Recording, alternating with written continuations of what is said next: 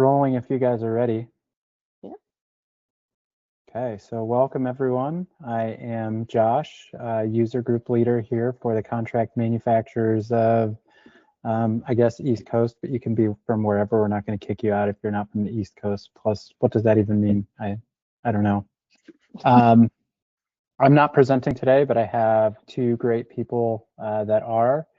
Holly and Michaela, they'll introduce themselves here in a minute. And just as a heads up, our next hug will be around Breeze and Customer Agent in Q1. And there will even be some exciting giveaways at that. So just to get everyone excited now. But that's all from me. I'll hand it over. Awesome. Holly, you're up first.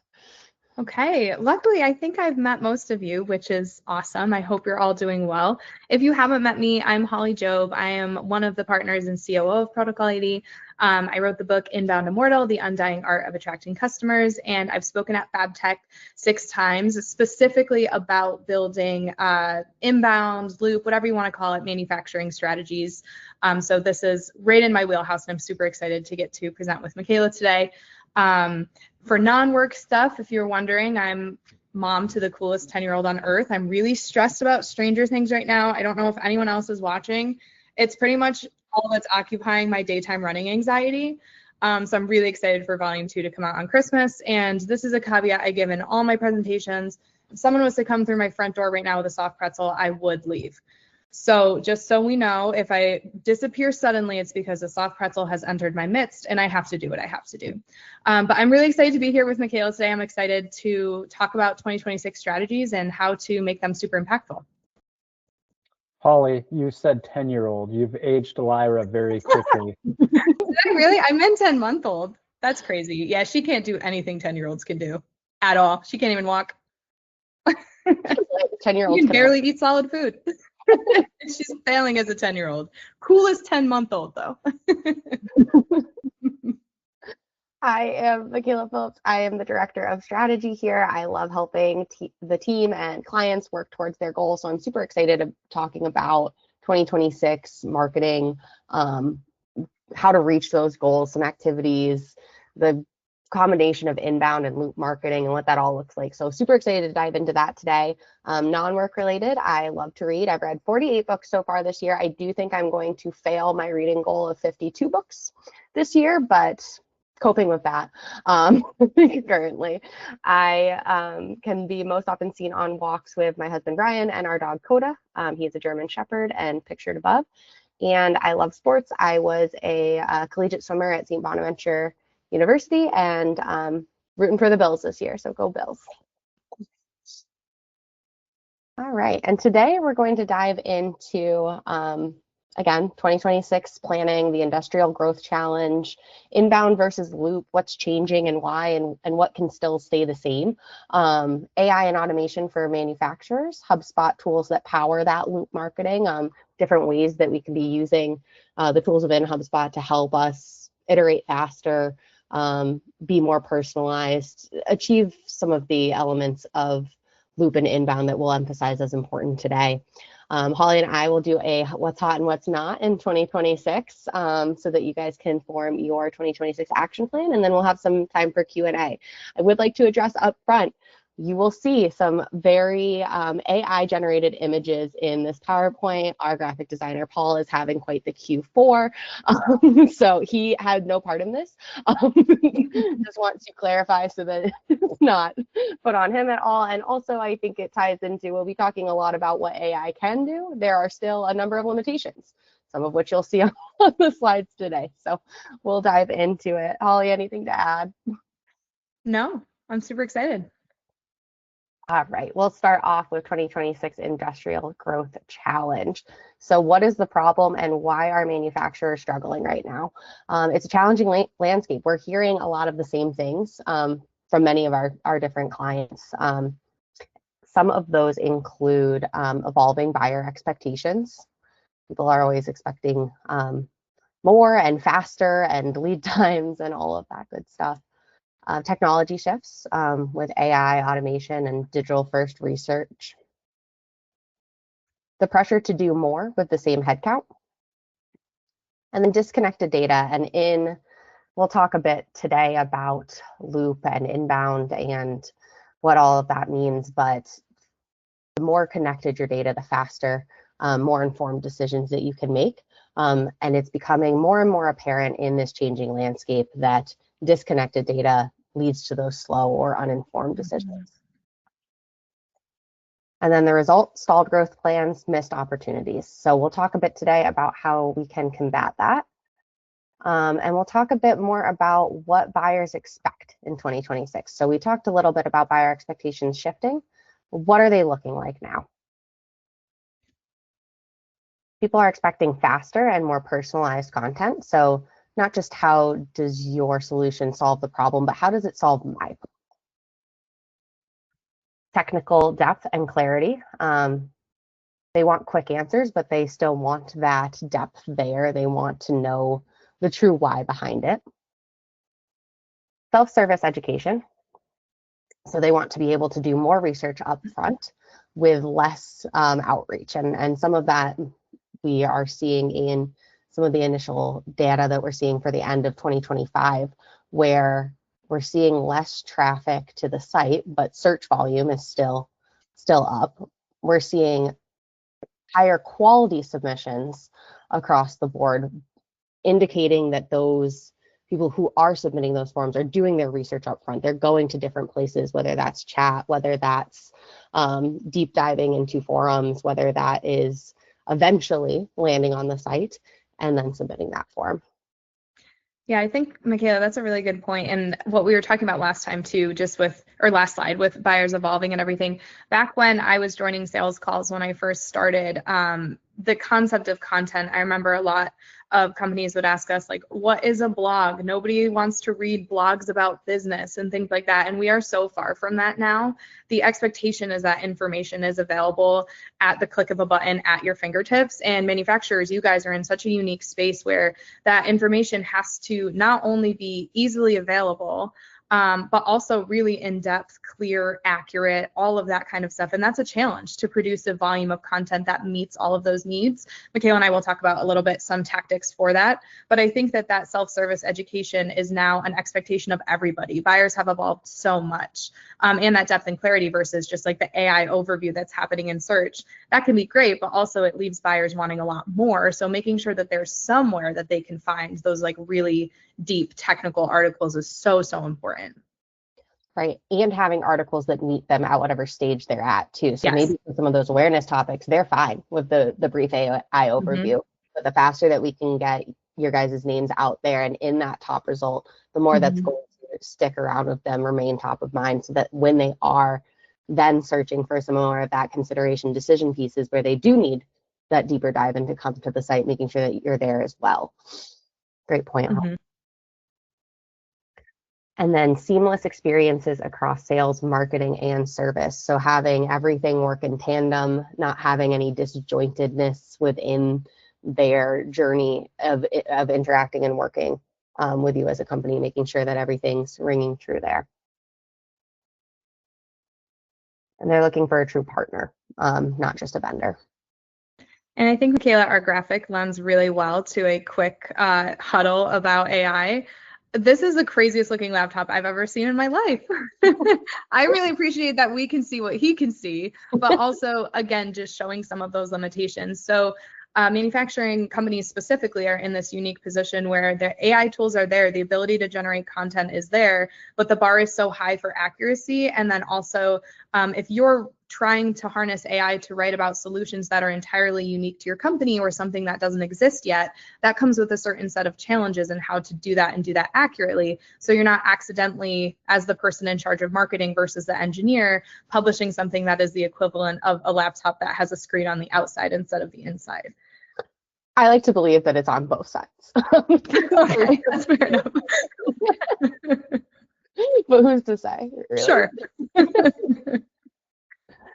All right. And so what's the solution? With all of these changes, how can we really enter this growth engine? How can we continue to grow and evolve and succeed in 2026 and beyond?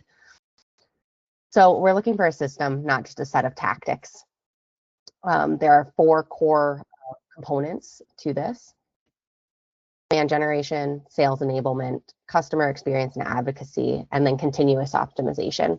And this pulls from inbound and the loop system together to fuel this. So it's not, the way we see it is it's not one or the other. It's how can we use both to really move faster, see more success, and encompass all of the great opportunities within each. So Mick, these are kind of jargony, right? Like demand generation, sales enablement, customer experience. Like these are the most like broad marketing speak words of all time. I was wondering if we could take a second and talk about what each of the four mean to us, like what those results actually look like from a KPI perspective, what activities slot into those categories, just to make them a little more tangible as we move forward. Yeah, absolutely. Great point. When we're hearing it all day, it's like, oh, of course, but Yeah. people aren't hearing it all day. So yeah, no, absolutely. Demand generation, to me, that's attracting leads, getting them in the system, whether that's their MQLs, prospects, SQLs, just making sure that we're getting those contacts. What does it mean to you, Holly? The same thing, but also brand awareness comes to mind too. Even just the more that you can get out there and create demand for yourself and for your solution, even if that person isn't ready to become a leader by yet, I still slot it in that category. I don't know if that's like marketing Bible technical, but I think of activities that push towards that as falling into that bucket as well. Absolutely. I think that's absolutely fair. And then sales enablement is, from my viewpoint, making sure that we're using the tools. There's that marketing and sales conversations internally happening to make sure that we're moving people through the funnel, making things easier and continuing to nurture those that are coming to us and being prospects.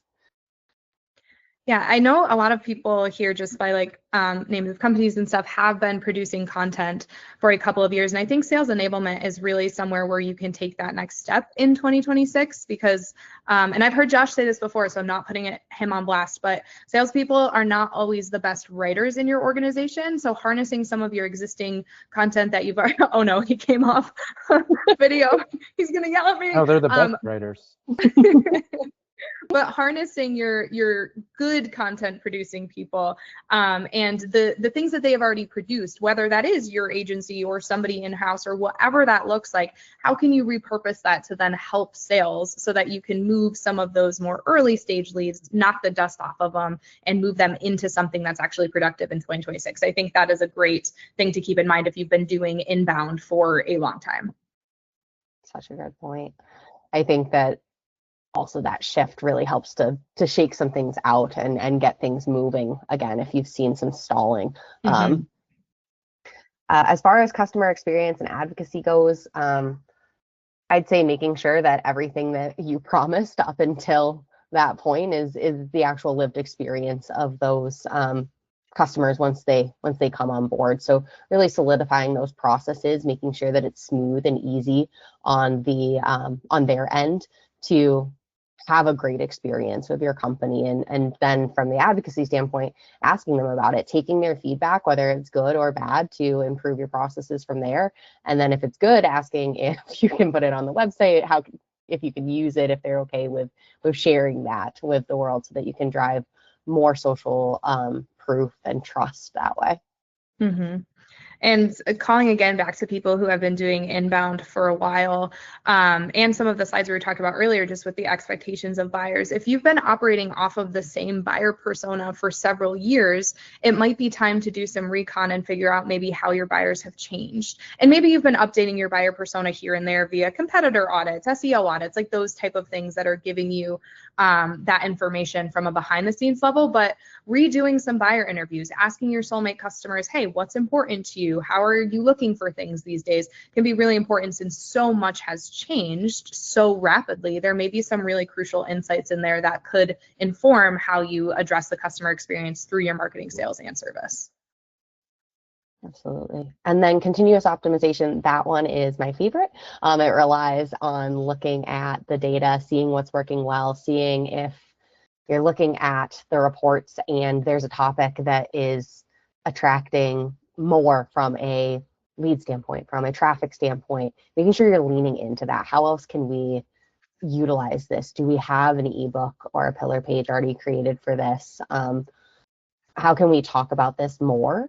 And also similarly, if there's topics that, hey, I thought this would perform better, maybe we're not targeting things correctly, or maybe this is misaligned, that can be a sign that, hey, maybe we should go back to those buyer interviews. Is this not as important to our customers as we thought it was?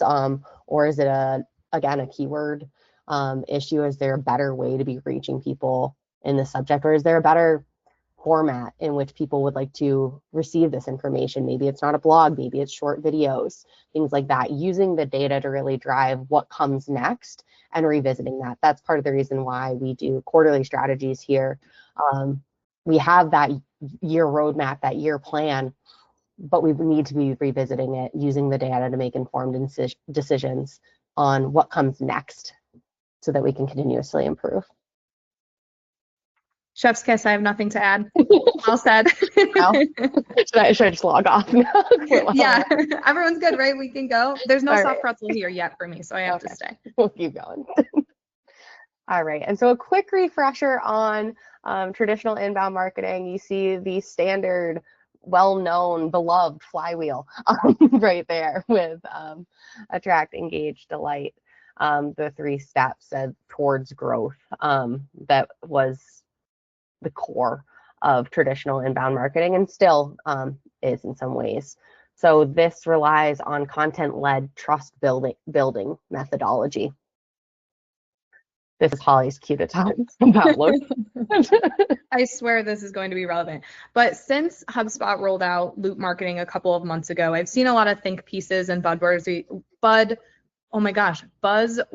things on LinkedIn, Reddit, platforms like that about how inbound is dead, loop is the new thing. But I really encourage everyone to think about inbound as the methodology that is the foundation of whatever comes next, whatever we evolve into, that overlays on the top of it and changes the lens of how we look at it. So I think of inbounds like very simply as outbound marketing is when somebody comes to you. They are the annoying lotion salespeople at the kiosk at the mall who are running up to you and they're like, please let me put this lotion on your hand. Please buy my lotion. And you're like, get away from me. I just want a soft pretzel. Versus inbound marketing being the top result when somebody is looking for, hey, my hands are chronically dry. What's the best lotion? And then they come across a Vogue article ranking different hand lotions and then they make a purchase. That's so overly simplified and silly, right? But when we think about it, those are the types of decisions we're making all the time, even with small things. I just realized I'm hungry. What do I want to eat? Let me see what's open around me. And so putting that under a B2B lens, that is still the exact same pattern that buyers are following when they are purchasing things, especially when they're purchasing big purchases. And there's so many stages in there for their learning. So I just wanted to underscore that for a second, because I think sometimes the more jargon and the more words that we add to things, the more confusing it is. But inbound is still the way that people are purchasing. It is so inherent to our behavior as buyers. And again, just especially relevant in the B2B, specifically B2B industrial space. Thank you, Michaela, for indulging me and let me talk about lotion for a little bit. No, that was fantastic. That bullet point was added since the last time I saw it. So the genuine Holly's going to talk about lotion was pure, that was real, that was live. But it did tie back perfectly, as I knew it would. I had fully. And again, Holly touched on this, but the perfect fit for long, complex B2B manufacturing cycles, there are simply just more questions to be answered. In these things, and more that people need to consider, to be informed on, and for us to nurture, educate, and make sure that they truly get it up front. And again, much of this is still true today. Holly and I talked in depth on this on a podcast recently, but we don't see it as inbound going away. It's still there. It is still the framework. There's just additional layers and ways to implement it that are changing and evolving and are a good reminder of principles that are true in this model as well. All right, and with that, loop marketing. So I believe it was September. It was beginning of September. It was like Labor Day-ish timeframe when Inbound rolled this out. And I remember being in the conference room with the team watching the presentation. I think Holly and I were next to each other. And when it first came out, I think there was a bit of us like agitation that I could feel as it A rolled. Holly, do you synchronized have eye any? roll, Yeah. Do you have any? if you will. Would you like to cover how you were feeling in that moment when you first heard of loop marketing and the new evolution here? My opinion is that I think Loop captures a lot of what's really important about inbound, like we mentioned. And then also it focuses a lot on some of the core tenets of agile marketing. I don't know if anyone in present company is familiar with agile marketing. If not, it's a really interesting process methodology, way of thinking about things. It's technically the internal like software that we run at P80 for our process methodology. Just the idea of constantly inspecting and adapting and getting better and not putting all your eggs in one basket and making sure that you have a strategy, but that you're also informing that with fresh data is really important. And so it kind of hit me as, oh, this isn't really anything new. This is sort of a melding and a rebrand of different ideas. But then the reminder that something new is fun, right? Like having a new way to think about it, dragging these concepts back to the surface, thinking about these things in 2026, and then finding areas where like, okay, just because I know this, are we doing this? Are we doing this for ourselves? Are we doing this for our clients? And I think that has really informed over the past couple of months since our synchronized iRoll Mick, what has been infused into the 2026 strategies for P80 and then also for clients. Absolutely.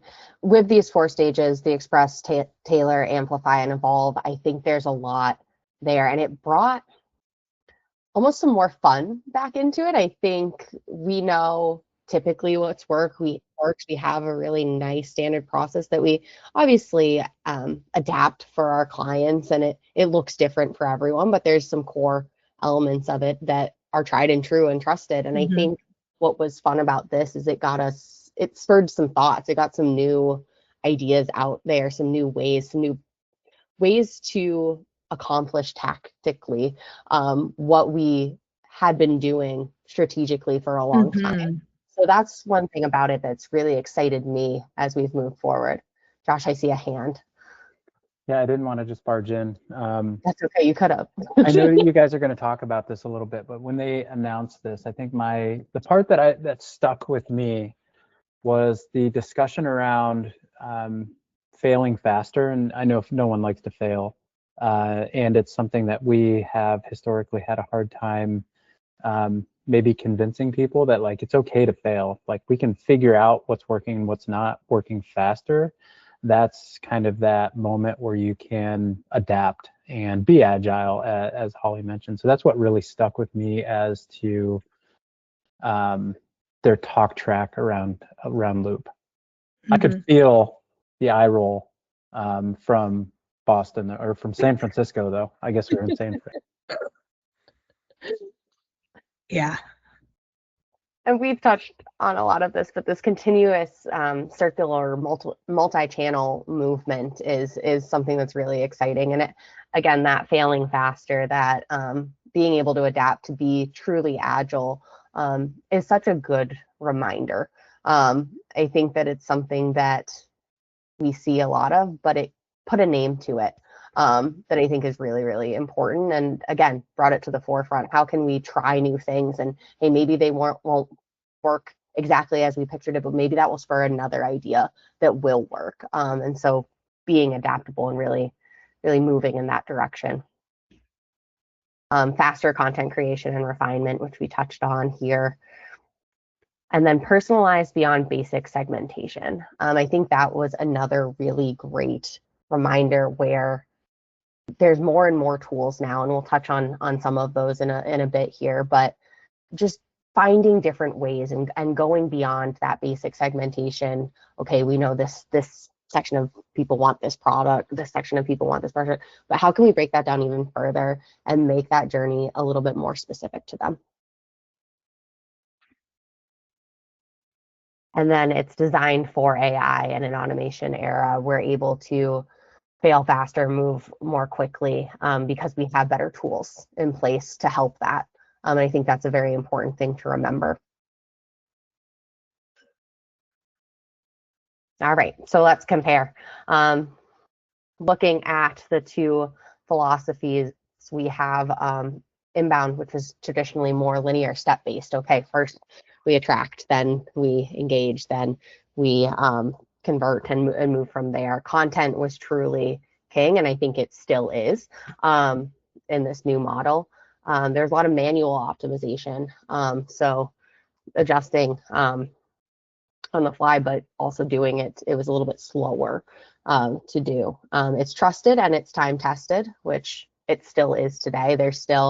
It's been fun to see that a lot of the blogs that we have for our clients from an SEO perspective are still the top ones from an AEO perspective. So while things are changing, we now have the data and an ability to see with some of the tools that we use what pieces of content are performing really, really well from an AI standpoint, what are showing up in those search results, the AI generated search results. And it's fun to see that the ones that were written in the true format of inbound, that are helpful, that are informative, that are different, unique, personalized, have the good solid linking, have the good solid keywords, are still the ones performing really high in this new Google, I guess I will say, with that at the top. And then inbound is very focused on the attract phase, whereas loop, more of a continuous cycle. Again, how can we use the information that we had to feed those next steps, and how can we keep it flowing, which I think is a strength of the system as well. It's very AI and personalization first. So how can we make this journey even more customized, that meets the buyer's needs? As we said, people are expecting more customized journeys. They want content that truly speaks to their issues, to their needs. How are we using the tools to achieve that? Real-time optimization. So again, tied into that failing faster, what dashboards, what reports are we using to monitor things more granularly to inform those next decisions? It's new, it's flashy. We'll see how it goes. But again, as we touched on, it's a great reminder of some things that might have fallen off the radar a little bit. And then it's focused on delight and amplify those final steps. How can we make sure that it's truly a great experience from the first interaction to the last interaction? How can we amplify that? So all of that to say, Loop doesn't replace inbound, it operationalizes it. Holly, anything to add with any of those? Was it too jargony? No, I don't think so. I'm excited to talk about some of the hot or nots and like tactics for 2026. I'm like eager to get our hands dirty and talk about how to apply them. Perfect. I'll go ahead and click faster. No, it was not meant to say click faster. Just I've got nothing to add here, but I'm excited for what we'll add later. Well, with that, moving fast sounds great, but how? And this is a little bit more on why manufacturers need that perfect blend. So inbound is great for those complex sales cycles. There's multiple decision makers usually. Someone who's doing that initial research might not be the person to sign off on the final decision on who to work with. And there's high value products that really need education and content to showcase those. People don't there's no impulse buys in this area. In the Loop, long post-sale relationship, that really speaks to the why behind it. We want to make sure that, again, their experiences, we're delighting, we're amplifying, we're making sure that experience from touch point A to touch point Z is a great experience all around. Opportunities for reorders, service, spare parts. How are we continuing to engage with those in the system? Cross-sells, upsells, where it makes sense.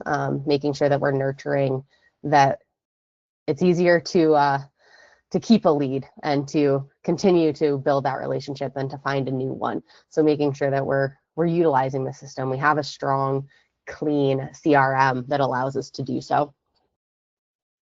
And then keeps your brand top of mind continuously. There's so much noise out there. So finding ways to really make it personalized and really engage with those that you already have in your system, making sure that you're staying up there. They're not forgetting about you. And so there's some HubSpot tools that help, and I'll break it down from each of the stages of Loop. So we'll start with Express. Some of the top ones right now are the brand identity tools. Now this is in beta at the moment, but you can build out your full brand kit.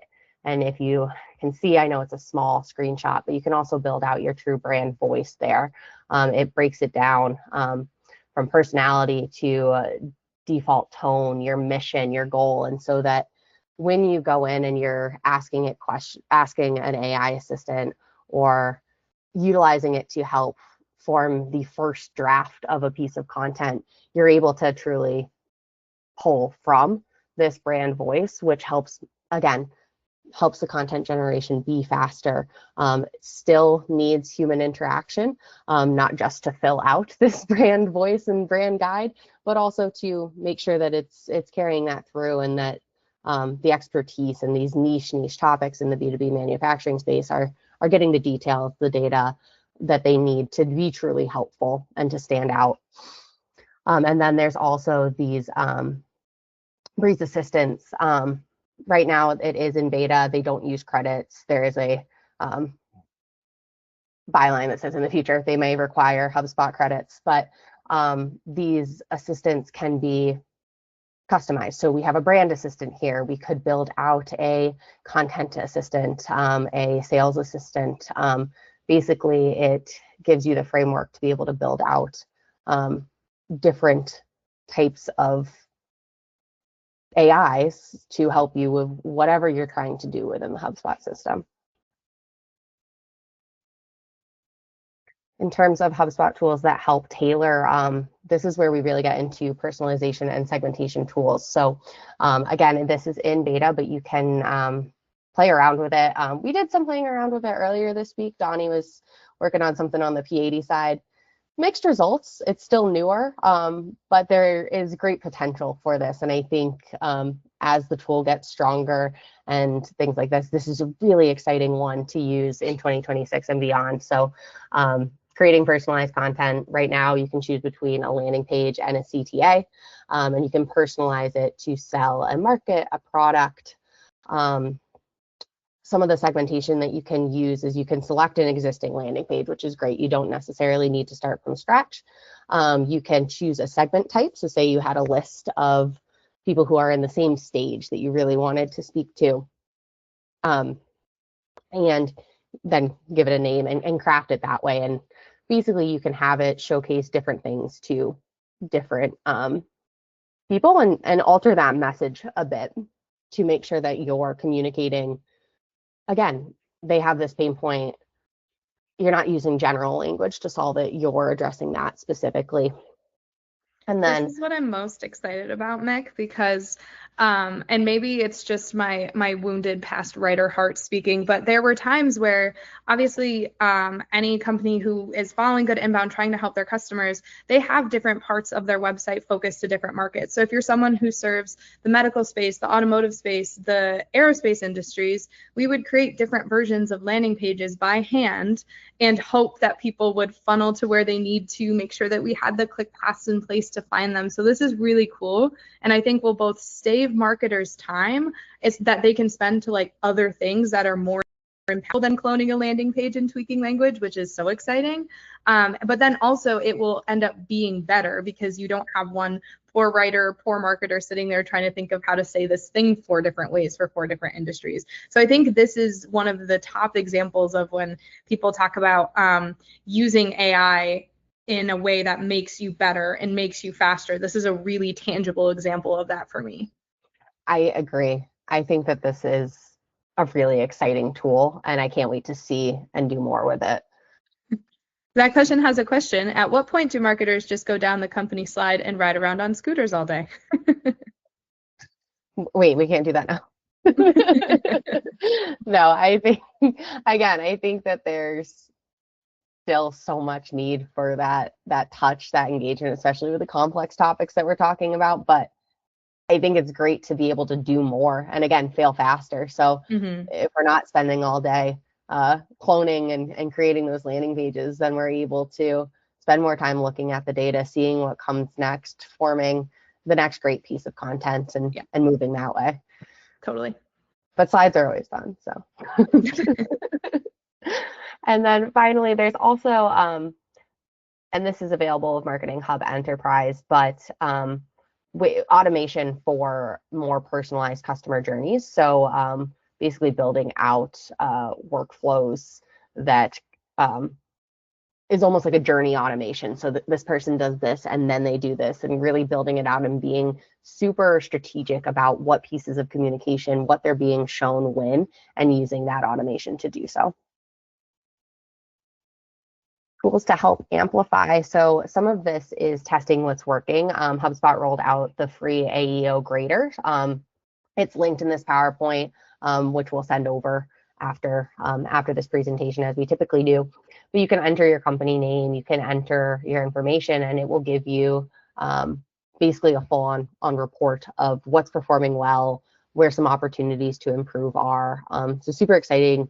As I mentioned, there's more and more tools out there now to see how are you doing from an AI or AEO perspective.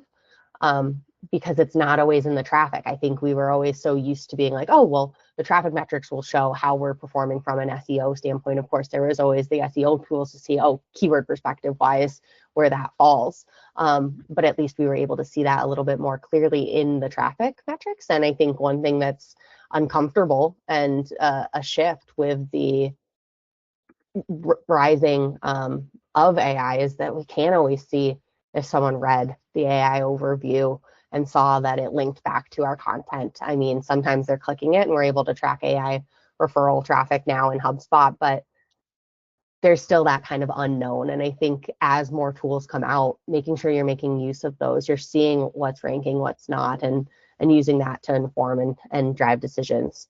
We have the content remix tool as well. I'd say, again, there's always need for human interaction here, human element of that, but it is very cool. This is an example I grabbed from our portal. It's a transcript of a podcast episode that someone used. And instead of having to sit there and listen to me drone on and on for 45 minutes, our writers were able to put that into the content remix tool, get it transcribed into an easier to read blog without having to listen to me rambling. Of course, touch it, change it, make it work better from there. But those key ideas were in there, so they didn't necessarily have to give me the listen.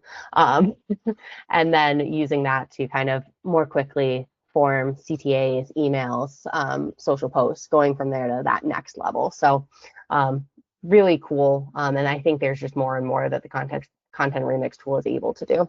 Josh, I see you're unmuted. Yeah, so the content remix tool has been around over a year now. It's been a while, and I will say it's gotten better. But when we think about how it actually works, the better your brand voice is, and like the more you've built that out, the better the content remix tool will be. It's just like any other AI prompt. If I tell AI to give me a dinner menu for the week, it's going to be all over the place. But if I'm like, well, on Monday I want to eat Greek, on Tuesday I want to eat Mexican, and use these like 5 ingredients, it'll be very specific. So content remix tools the same way. If you're just like, I'm a manufacturer, and that's all you give it, the output of the content remix tool just will not be great. That's such a good point. Yeah, very varied results as you use it. But again, the more you give, the more you'll get out of it. Yes, Andrea, there'll be a recording that we'll attach in the follow-up email. So thanks for joining, and happy holidays. Sorry, answered that. All right. And then as far as other items go, chat flows, we touched on it early in the presentation, but essentially people want answers to their specific questions. One of the best ways to do that is to have chat flows, chat bots included. And again, similar to the content remix tool, the more information that you can feed a chat bot ahead of time, the better it's going to perform, the better answers, and the training that you can do with it before you put it live and get it on the site for everyone. And then finally, HubSpot tools to help evolve. So custom reporting, analytics, making sure that you have reports that truly work for you and your flow, to make sure that you're able to clearly report on that ROI. If you're not using the deals tool, making sure that you're using that, because that really leads to that closed loop reporting that we need to help inform those decisions. The use of the campaigns tool, that's been around for forever, but being able to kind of use it for how many influence contacts did we get from this trade show? Trade shows are such an expensive item, but hard to truly quantify the results sometimes. So having things like this, having more information that you can pull on to be like, oh, okay, these were the influence contacts that we had. These were the pages that they visited. Here's where they're at in their life cycle journey, and using life cycles and stages to really monitor and track that. And then dashboards, having quick places where you can look, where you can check in monthly, weekly, quarterly with those relevant reports that helps you monitor those most important activities that you're working on. All right, Holly, we're finally at the point where you wanted to be at. I'm excited. Forming an action plan for 2026. So again, we'll focus on what's hot and what's not. We'll start with what's hot. Educational content optimized for SEO and GEO. I want to spend a second talking about GEO, AEO, what that means really quickly, and why we're not scared, even though a lot of Reddit and LinkedIn is melting down about this. Anyone who has been producing good educational content for their buyers is going to find success in GEO and AEO. The differences are small between like formatting, like technical aspects of producing content. But if you are writing something that is good, that is easy to read, that is not keyword stuffed, that is going to find its way where it needs to go, whether that be Google, ChatGPT, whatever. I'm not saying just wing it and do no research, but it really is quite simple because all of these different engines just want to give their users good content that they spend a long time on, like reading, consuming, and coming back for more. So if you feel confident your content is doing that, you're probably in a really good spot. And being genuine and having that unique content that you touched on, Holly, I think that's, again, if you've been doing that, it's going to continue to help drive success. Yep. Account-based experiences. So again, that added layer of personalization, making sure that you're meeting people where they're at in that journey. Increased content production and using AI where appropriate. Again, we've touched on many of the limitations. If the thumbs up with the hot isn't She's cute. isn't enough. But you know, there's ways to use it, and I think one of the best ways that we've seen is in that almost like the brainstorming stage, where our writers still do an extensive amount of research, but AI is a tool that helps them get some of that research done a little bit faster. Any other examples that you can think of, Holly? Yeah, something that comes to mind for me is derivative works. So also if you're in a highly specialized industry where you're like, I can't just put something into AI and have it generate something good, for a million reasons you shouldn't be doing that anyway, but especially if you couldn't, even if you wanted to, finding ways to make derivative works of content that already exists and using engines and telling them, training them to use only the content you're feeding it, and seeing different ways that you can repurpose, optimize that. So some of this can be done in HubSpot with the content remix tool, as Mick noted, but some of this could also be, I have these 3 blogs on the same topic. I want you, ChatGPT, to take this, make a derivative work, and that derivative work is a 5-minute video teaching somebody about this thing, and the script is generated for you off of the ideas that already exist.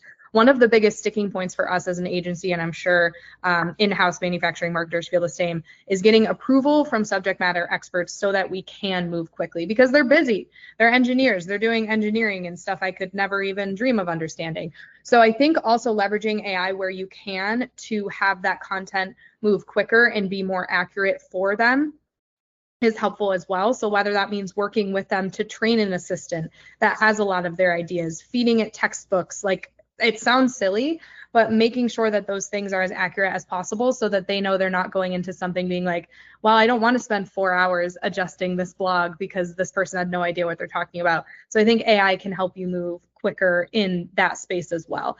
And also, you kind of need less oversight if you're producing derivative works of stuff that already exists. If you know all that information is accurate and live, repurpose it, use AI to do so. Such a great point. I've always said, oftentimes after talking to some of those engineers, I wish I could download your brain. This is getting closer. Yeah, it's not out of the sure. question.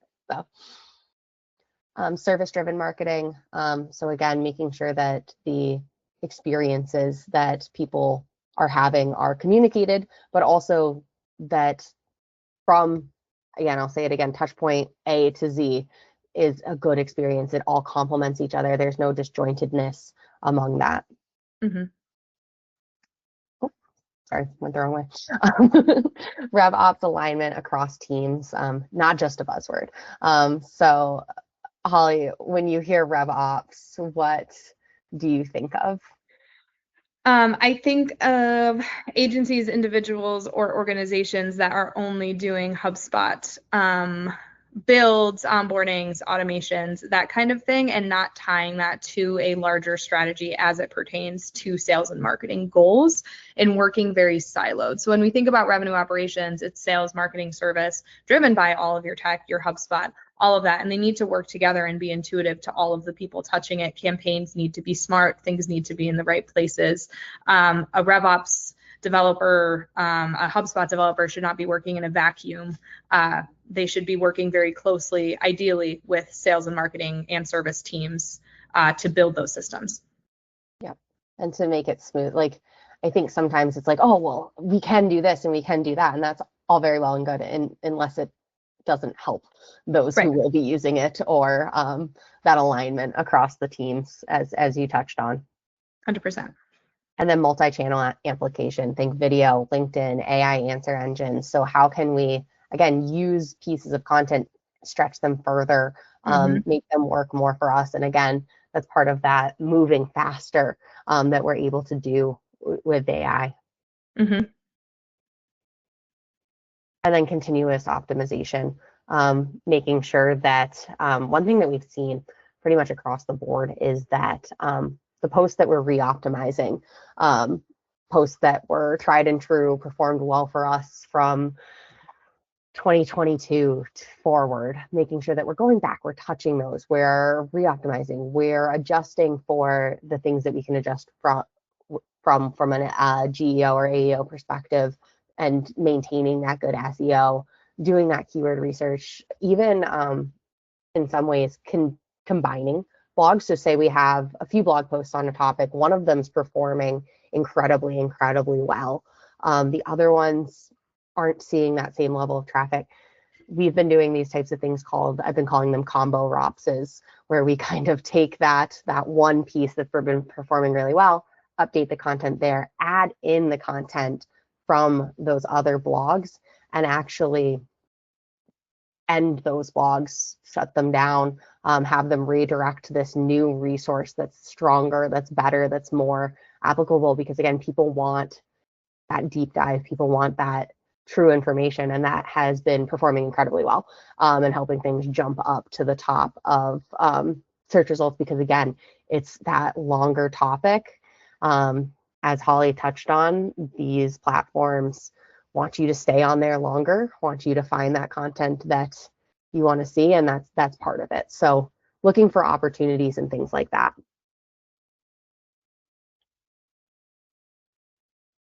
Anything to add on what's hot before we move over to what's No, not? Okay. I'm excited. Well, It's giving heat miser, cold miser. It really is. That song now we're with Mr. 10 Below and such.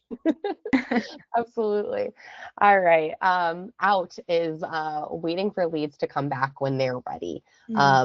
Again, once we have them in the system, we want to be nurturing them. We want that continuous outreach, those personalized messages and segmentation, making sure that we're having those touch points, moving them along the funnel, and nurturing the leads that we worked so hard to grab. If I was in charge of marketing for a manufacturing company, one of the first things I might do in 2026, if applicable, was go in and look at leads who are super qualified, we're really excited about, but haven't been on our website in a while. Look at what they saw, what brought them to us in the first place, see if that content needs updated, see if we can do something else with it, and reach out to them with some of these new personalization tools, these new campaign tools, and just see what comes up. Because a lot of times it is a numbers game. When we do these for clients, we sometimes call them shake campaigns, like shaking the dust off of old leads. I think that now these tools make those even more effective when it comes to personalization, and AI can help you optimize that blog that brought them in 2023 that you were really excited about. What does it hurt? They're just sitting in your CRM anyway. Worst case scenario, it's just another email ignored. Best case scenario, you landed a whale. Absolutely. And I think it's especially helpful. I know a lot of the people on the call have been creating content for a really long time. They've been practicing inbound for a really long time. You have those leads. They're sitting there. The more you can do those shake campaigns and really get those additional touch points, the better. Yep. Limited content production cycles. More and more now we're going to see negative impact from inconsistent posting, inconsistent content creation, and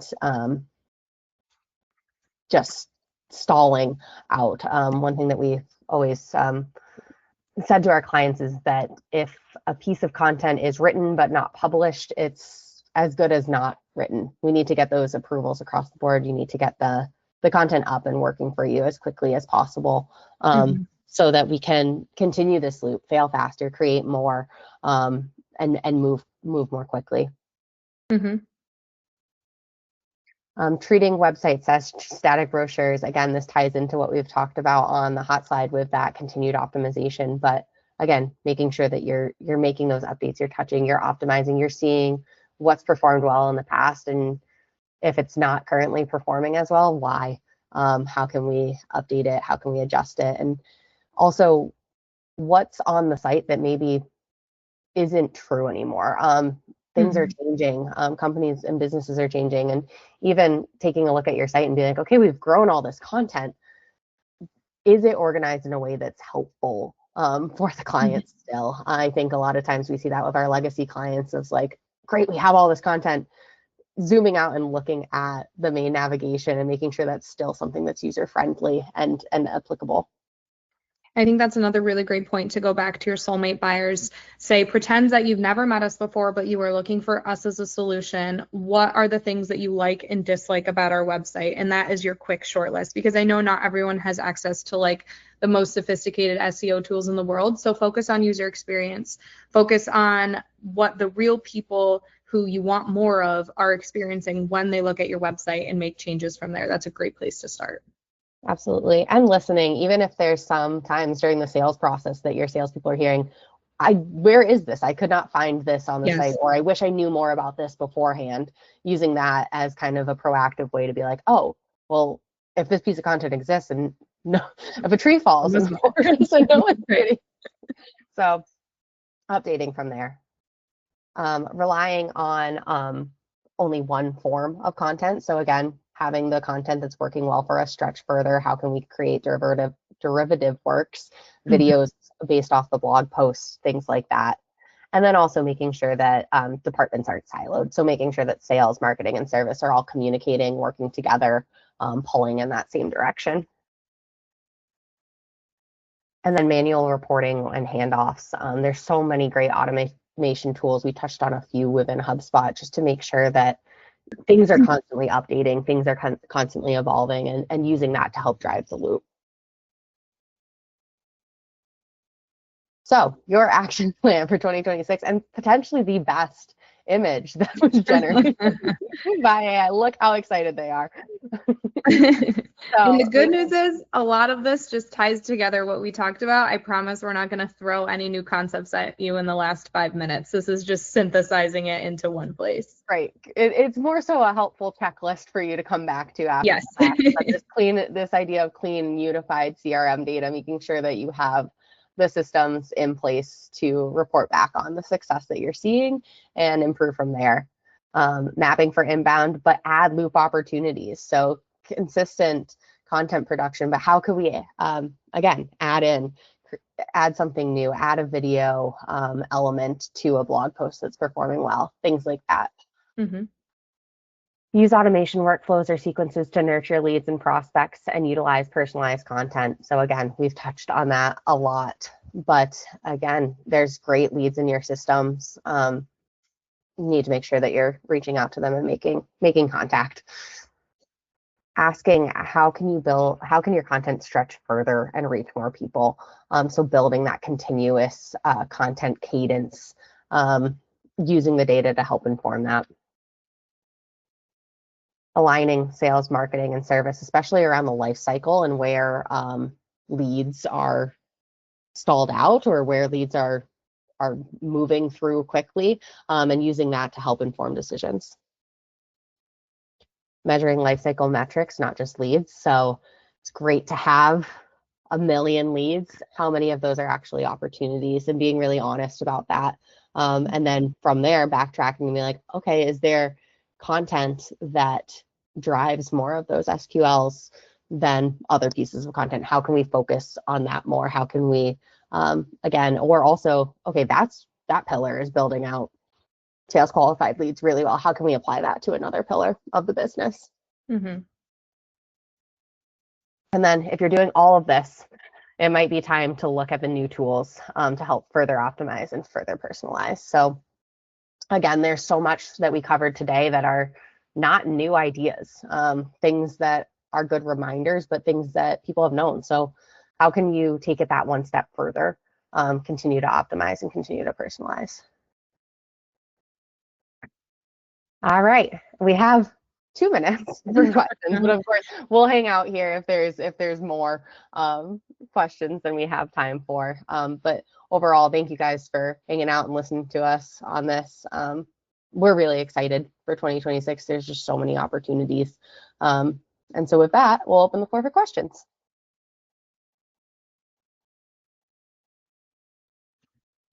Mick, I think our contact info is on the next slide too. So if anybody has questions that maybe you're like, I'd really just rather brainstorm this one-on-one, I don't really want to ask this in front of the group.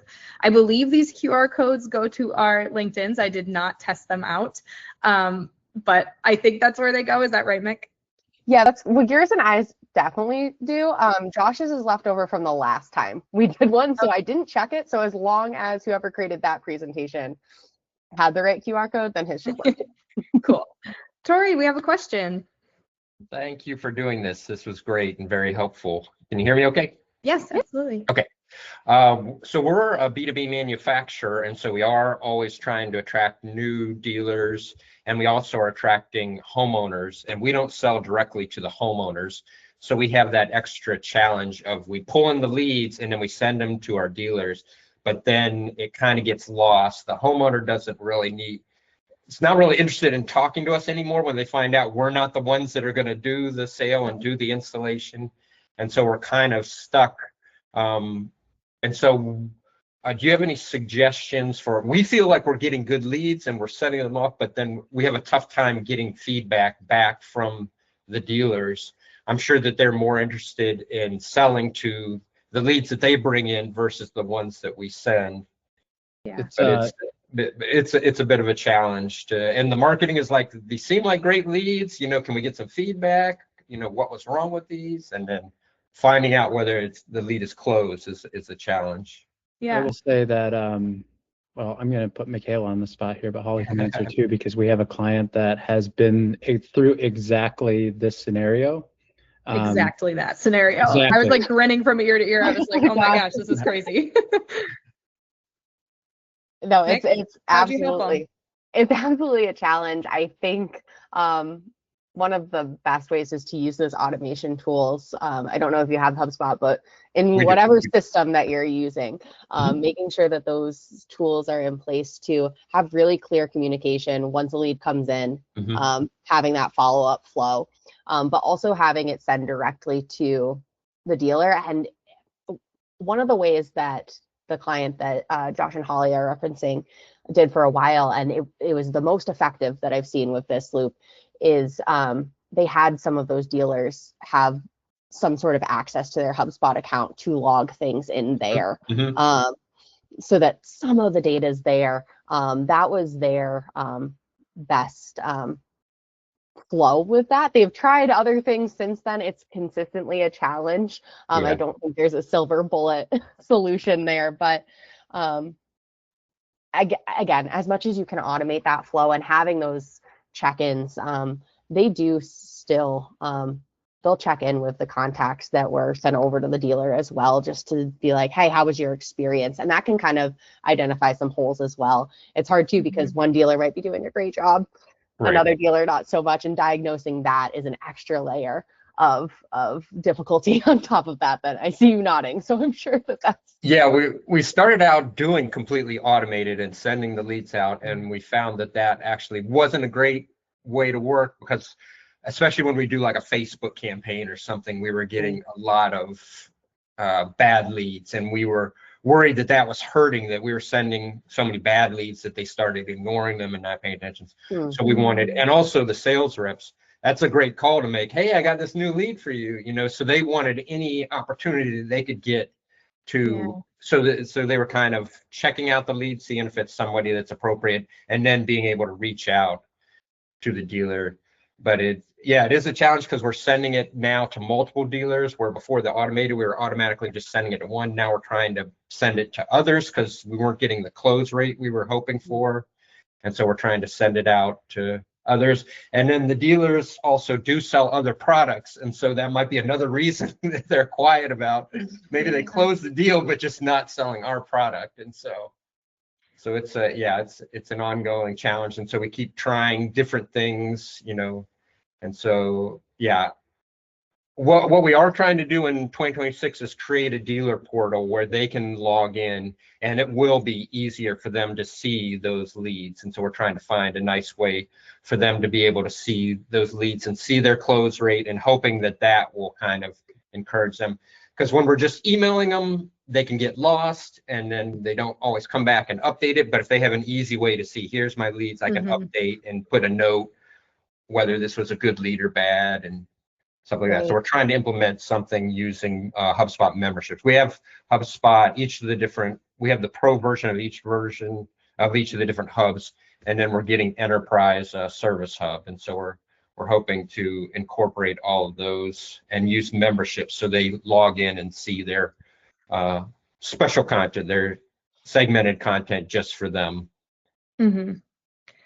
Do you guys do any, and Josh, correct me if that's not what this is called in HubSpot anymore, but any type of lead scoring mechanism where you're able to see, based on parameters that you put in, what this lead scores as, and potentially then if we know right off the bat they're a 1 or a 2, maybe we don't even ask them to follow up and we're just looking for information on the 4s and 5s. That might cut down on volume, but you also might already be doing that.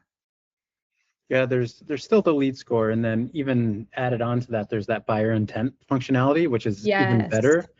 So if there's something that's signifying intent, maybe they're funneled in a different way.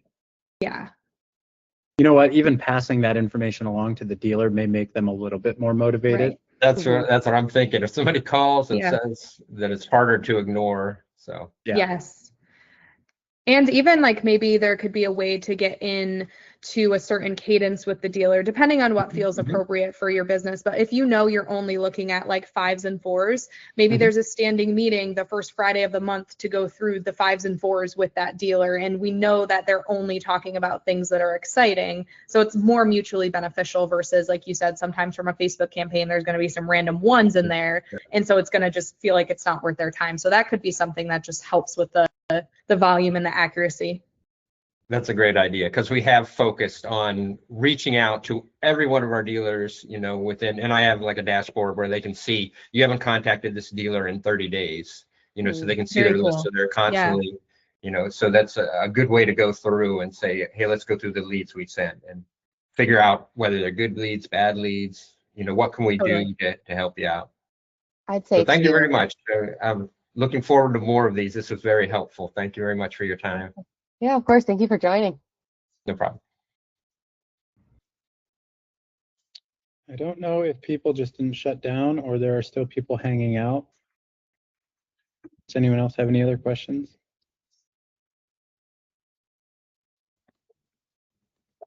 I have a question for the audience. How did you like the AI generated images? Were they very clearly AI? Did they add some whimsy? I thought they were good. Thanks, Josh. We'll take a thumbs up. Eventually, I don't know who did this, but somebody did make a laptop where there was a screen on the other side too. I don't know if it was Microsoft maybe. So you had your screen, but then you had another thing on the other side that you could present with if you were in a meeting. This was, I don't know, back in the day when gadgets were cool. Thanks, Erica. I didn't do anything, but thank you on behalf of Holly and Michaela. Thank you, Josh, for thanking Erica on behalf of us. Appreciate that. All right.